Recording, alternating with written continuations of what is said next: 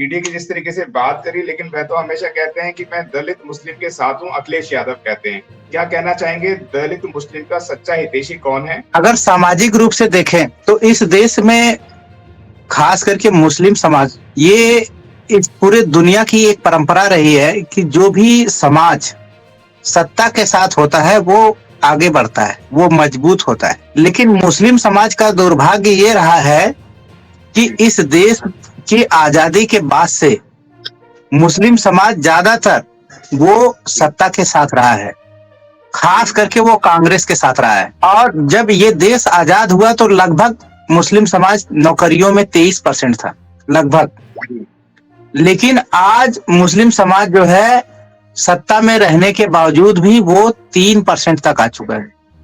वो ये 3% ये मान लीजिए कि उसकी भागीदारी नगण्य है। उसके बावजूद भी मुस्लिम समाज जो है इस चैलेंज को नहीं समझ रहा है कि जिस सत्ता के साथ वो है वो सत्ता उसके लिए कितनी खतरनाक है। और जो समाज संस्थानों में नहीं रहता है, जिस समाज का प्रतिनिधित्व संस्थानों में नहीं होता है, उस समाज की जो सामाजिक हैसियत है वो गिरने लगती है। और जब किसी समाज की सामाजिक हैसियत गिरती है तो उसकी आर्थिक हैसियत भी गिरती है। आज बहुत सारे लोग हैं हिंदुत्ववादी जो ताकते हैं, वो मुस्लिम समाज की जो नई आइडेंटिटी कहती हैं कि ये लोग पंचर बनाने वाले लोग हैं, जबकि ऐसा नहीं है। तो ये जो नई आइडेंटिटी क्रिएट किया है मुस्लिम समाज, इस पे ध्यान नहीं दे रहा है। और दलित समाज की इस तरह की आइडेंटिटी पहले ही बनी हुई है कि वो एक लैंडलेस लेबर है, भूमिहीन मजदूर है। तो कहीं ना कहीं मुस्लिम समाज और दलित समाज की जो सामाजिक हालत है, जो उनकी राजनीतिक हालत है, वो एक ही तरह का है। और मजे की बात यह है कि दोनों कहीं ना कहीं इस देश में जनसंख्या के आधार पे बराबर ही हैं। तो दोनों दो बड़े समुदाय की जो हालत है इस देश में आजादी के बाद से खास करके कांग्रेस के नेतृत्व में बहुत गिरी है। दोनों समुदाय एक साथ मिलकर कांग्रेस को लंबे समय तक सत्ता में रखे हैं और उसका नतीजा ये हुआ कि दोनों समुदाय का जो संस्थानों में जो रिप्रेजेंटेशन है वो बहुत कम रहा है। तो ये सोचने वाली बात है। अब एक तरफ तो कांग्रेस की बात है, दूसरी तरफ बीजेपी तो खुले तौर पे बोलती है कि हम जो है उसकी जो विचारधारा है, अगर गोलवलकर की विचारधारा आप बंच ऑफ थॉट में पढ़ेंगे तो मुस्लिम समाज को वो इस देश का दुश्मन मानते हैं। हिंदुत्ववादी विचारधारा मुस्लिम समाज को दुश्मन मानती है, बीजेपी के लोग दुश्मन मानते हैं। तीसरी जो विचारधारा कम्युनिस्टों की है, अगर कम्युनिस्टों का आप देखेंगे बंगाल में 30% से ज्यादा वहां जो जनसंख्या मुस्लिम समाज की है, लेकिन वहां के जो बंगाल का जो राज्य का जो संसाधन है अगर मुस्लिम समाज में देखेंगे तो नगण्य है, कुछ भी उनका रिप्रेजेंटेशन नहीं है। वो केवल वोट बैंक के रूप में कम्युनिस्टों ने उनका क्या है उपभोग किया है। और इस देश में समाजवादी की हम लोग बात कर ही रहे थे कि उत्तर प्रदेश में या ये जितनी भी समाजवादी दल हैं, उस समाजवादी दल को बहुत ही मजबूती के साथ मुस्लिम समाज उनके साथ खड़ा रहता है। लेकिन क्या समाजवादी दल मुस्लिम समाज का जो रिप्रेजेंटेशन है, जो संस्थाओं में भागीदारी है, क्या उन्होंने कभी सुनिश्चित की है? तो हम कोई नहीं कह सकता कि चाहे वो शिक्षा के संस्थान हो, चाहे वो नौकरियों के संस्थान हो, उसमें मुस्लिम समाज कभी भी जो उसकी वाजिब हिस्सेदारी है वो नहीं पाया है। लेकिन मैं आपको एक बात बता दूं कि जब से बहुजन समाज पार्टी इस देश में राजनीति शुरू की है और जब भी सत्ता में आई, आपको पता है कि मुस्लिम समाज की जो शिक्षा दीक्षा है ज्यादातर मदरसों के माध्यम से होती है। और मदरसों में पढ़े जो मदरसों में जो सर्टिफिकेट मिलता है वो पहले जो है वो इस देश की संस्थाएं उसको एक्सेप्ट नहीं करती थी। कहने का मतलब है कि मदरसे से पढ़ के उस सर्टिफिकेट के बदौलत हम इस देश की जो नौकरी है उसमें अपना जो है क्लेम नहीं कर सकते थे। इस बात को माननीय बहन जी ने, बहुजन समाज पार्टी की सरकार ने महसूस किया और इस इस कमी को दूर करने के लिए बीएसपी की सरकार ने मदरसों में गवर्नमेंट के टीचर अपॉइंट किए कि अगर शिक्षक गवर्नमेंट के होंगे तो उस जो वो डिग्री है मदरसों की उसकी वैल्यू भी बनेगी, वो इंस्टीट्यूशन में अप्लाई भी उससे किया जा सकता है। उसके बावजूद भी बहुत सारे जो इस देश के इंस्टीट्यूशन है उन्होंने उस सर्टिफिकेट को नकारा। तो उसके लिए बहुजन समाज पार्टी की सरकार ने लखनऊ में एक यूनिवर्सिटी बनाई, उर्दू फारसी विश्वविद्यालय, हालांकि उसका नाम आजकल बदल गया है, ख्वाजा मोइनुद्दीन चिश्ती विश्वविद्यालय करके हो गया है, कि आप उन मदरसों का जो सर्टिफिकेट है उसके माध्यम से आप उस यूनिवर्सिटी में प्रवेश ले लीजिए, और वो जो यूनिवर्सिटी आपको सर्टिफिकेट देगी वो इस देश की किसी भी संस्था में, कोई भी संस्था उसकी हैसियत नहीं है कि वो सर्टिफिकेट को क्या है अमान्य करे, आपको उस सर्टिफिकेट के बदले में आपको नौकरी न दे। तो इस तरह से एक जो स्ट्रक्चरल चेंज होना चाहिए, जो एक ऐसा संस्थानिक परिवर्तन करना चाहिए, वो शिक्षा के माध्यम से नौकरियों की तरफ मुस्लिम समाज को ले जाने का काम बहुजन समाज पार्टी ने किया है। इसमें चाहे मुस्लिम समाज के गरीब तबके से लोग हों चाहे अमीर तबके से लोग हैं, उनको बराबर मौका मिलेगा। दूसरी बात क्या है कि आपको पता है कि दलित समाज, उसकी सामाजिक और आर्थिक हैसियत इतनी नहीं थी कि वो बढ़िया या अच्छे शिक्षण संस्थानों में पढ़े। तो जो समाज कल्याण ऑफिस है उसका बहुत बड़ा योगदान है दलित समाज या अनुसूचित जाति जनजाति समाज में शिक्षा के प्रसार में, क्योंकि उसके माध्यम से स्कॉलरशिप मिली और स्कॉलरशिप के कारण जो है दलित समाज या अनुसूचित जाति समाज के पढ़ने लिखने वाले लोग जो है उनको पढ़ने लिखने का मौका मिला। ये स्थिति जो है आपको पता है कि आज मुस्लिम समाज भी जो है वो उसमें भी इस तरह की स्थिति आ चुकी है कि अगर उस गरीब घर में बच्चा पढ़ना चाहता है तो उसके माँ बाप इस लायक नहीं है कि वो उसको पढ़ा सके, उसका जो पढ़ाई लिखाई का खर्चा है वो वहन कर सके।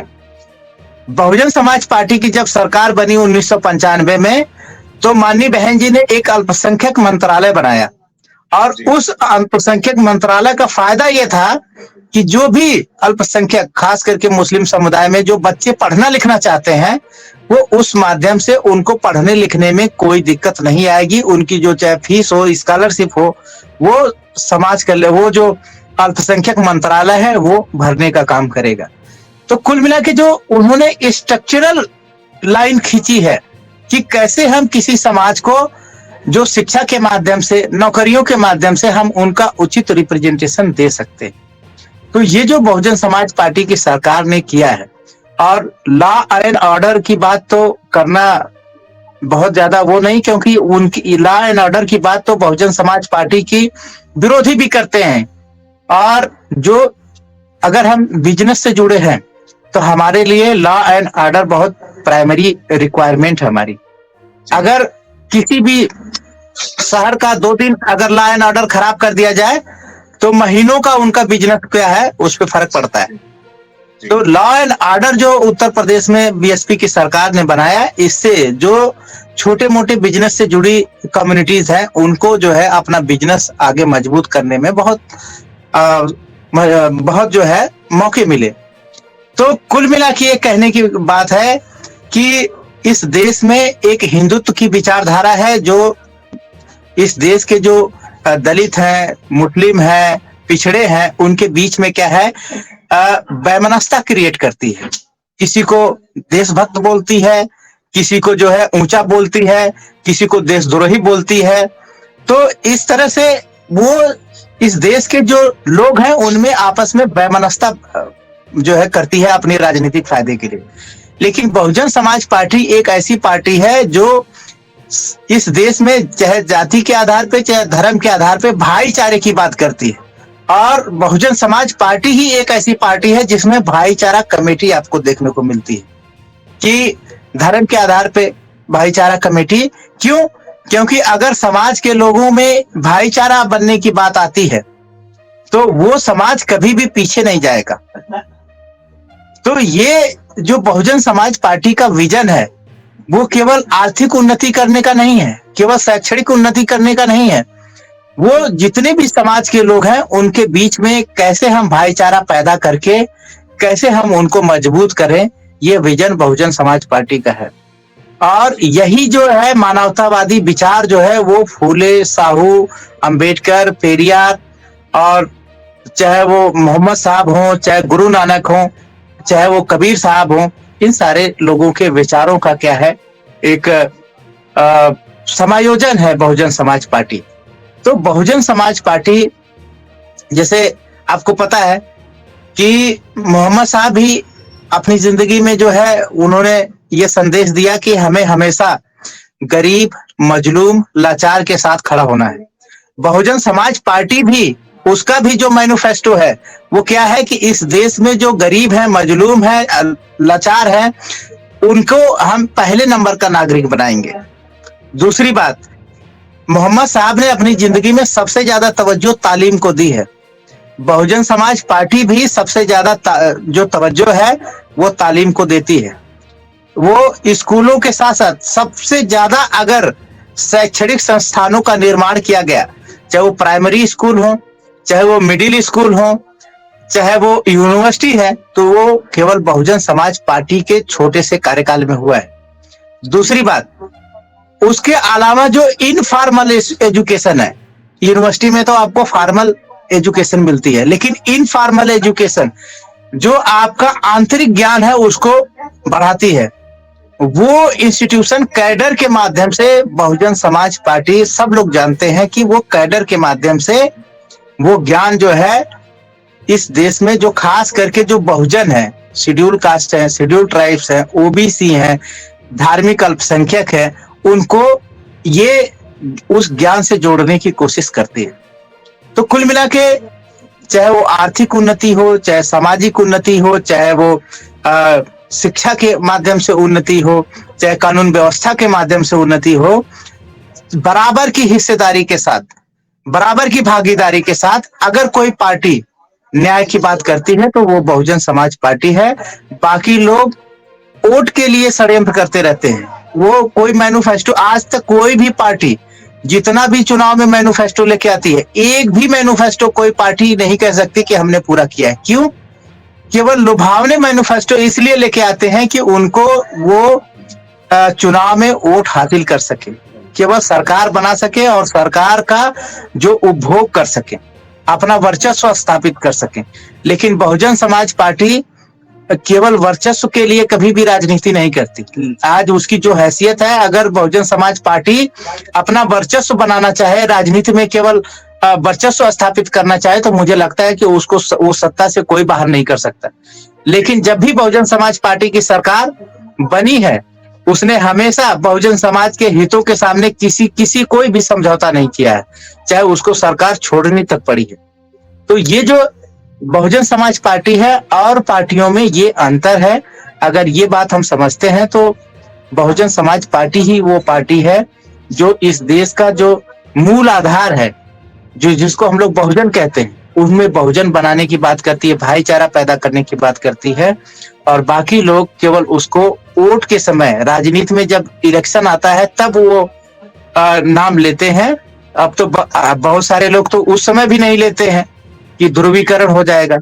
तो ये जो समझने की बात है, अगर ये बात हम समझते हैं तो मुझे लगता है कि फूले साहू अंबेडकर की विचारधारा के को आगे बढ़ाने के लिए जो है वो हमें इस बात का जो है हमेशा ध्यान रखना चाहिए। जी, आज हम आपके लिए लेकर आए हैं बहुजन समाज की एक ऐसी किताब, कहीं हम भूल ना जाएं, एक ऐसी ऐतिहासिक किताब है जिसके अंदर आपको ऑडियो वीडियो देखने को मिलना है। ये पहली बहुजन समाज की ऐतिहासिक किताब है जिसके अंदर आप वीडियो भी देख सकते हैं। अब किताब के अंदर कैसे वीडियो देख सकते हैं ये मैं आपको पहले दिखा दूं। आइए तो हम देखते हैं। सबसे पहले आपने करना ये काम है कि किसी भी पेज पर मोबाइल द्वारा आप गूगल पे जाएंगे और गूगल पे जाने के बाद आपको कैमरे का निशान नजर आता है। इस कैमरे पे आप क्लिक करेंगे तो ये QR कोड को स्कैन कर लेगा। स्कैन करने के बाद यहाँ पर आप देखेंगे ये लिंक आ गया। आप जैसे लिंक पर क्लिक करेंगे आपकी वीडियो चालू हो जाएगी, यानी कि आपको एक सटीक जानकारी मिलने वाली है, एक ऑथेंटिक जानकारी मिलने वाली है।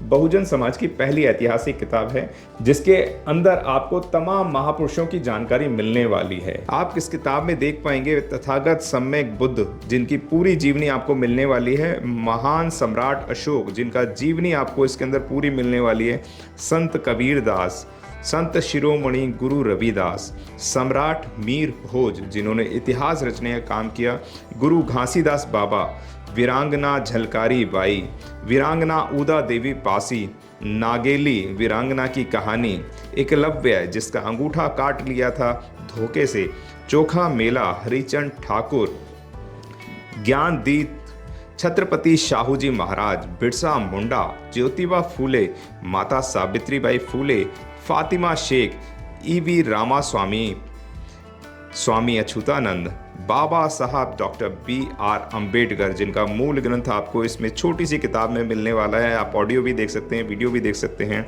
माता रमाबाई, मोतिया रावण कंगाली, सरदार उधम सिंह, ललई सिंह यादव, दशरथ मांझी, शिव दयाल सिंह चौरसिया, कपूरी ठाकुर, भवरी देवी, मान्यवर काशीराम साहब जिन्होंने इतिहास को दोबारा दोहराने का काम किया था, वीरांगना फूलन देवी, बहन कुमारी मायावती, संकल्प भूमि और पूना पैक्ट। बहुजन समाज का एक मूल ग्रंथ यह आपके पास आ गया है और आप इसको बिल्कुल भी देरी ना करें। तो साथियों, अगर आप ये किताब मंगाना चाहते हैं तो डिस्क्रिप्शन बॉक्स में जो आप नंबर देख रहे हैं इस नंबर पर आप हमें अपना ऑर्डर बुक करा सकते हैं। कितनी किताब आपको चाहिए? यदि आप चाहते हैं कि यह किताब पूरे भारतवर्ष में घर घर नजर आए तो आप इस वीडियो को ज़्यादा से ज़्यादा शेयर करें, लाइक करें, शेयर करें, अपने कमेंट हमारे सुझाव बॉक्स में ज़रूर दें और किताब को अपने घर पे मंगाना बिल्कुल भी ना भूलें। अगर आपने अभी तक हमारा चैनल सब्सक्राइब नहीं किया है तो सब्सक्राइब करें और घंटी का बटन बिल्कुल भी दबाना ना भूलें ताकि सभी लेटेस्ट खबरें पहुंच सकें आप पे सबसे पहले।